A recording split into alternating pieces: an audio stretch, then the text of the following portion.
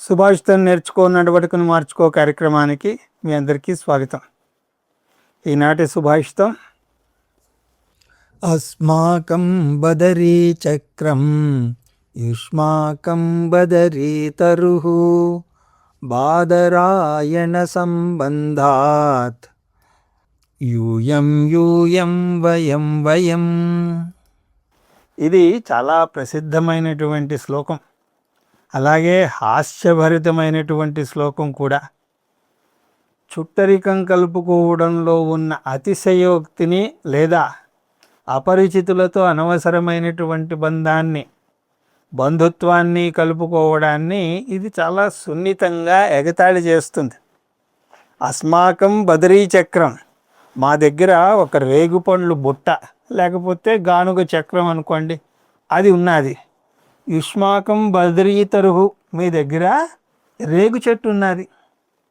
బాదరాయణ సంబంధాత్, ఈ రేగు అంటే బదిరి అనే పదం రెండింటిలోనూ సమానంగా ఉండడం చేత బాదరాయణ సంబంధం, మన మధ్య ఒక గొప్ప సంబంధం, బంధుత్వం ఏర్పడింది. అయినా కూడా యూయం యూయం వయం వయం, అయినప్పటికీ కూడా మీరు మీరే, మేము మేమే. ఈ శ్లోకాన్ని బాదరాయణ సంబంధం అనే సామెతకు మూలంగా చెప్తారు.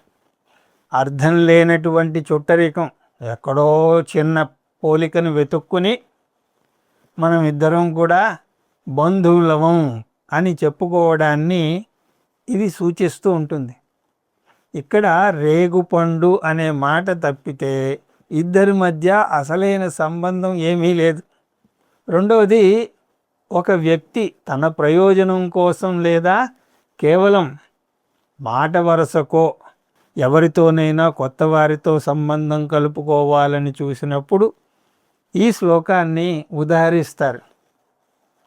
చివరిలో యూయం యూయం వయం వయం అని అనడంలో అసలు అర్థం ఏమిటి అంటే, ఎన్ని మాటలు చెప్పుకున్నా సరే చివరికి ఒకరికి ఒకరం సంబంధం లేనటువంటి వ్యక్తులమే అని తేల్చి చెప్పడం.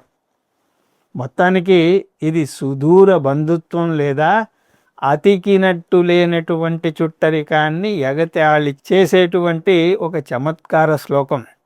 ఇలా సంబంధాలు కలుపుకునే వాళ్ళతో జాగ్రత్తగా ఉందాం. మళ్ళీ రేపు ఇంకో సుభాషితంతో కలుద్దాం. హరి ఓం తత్సత్.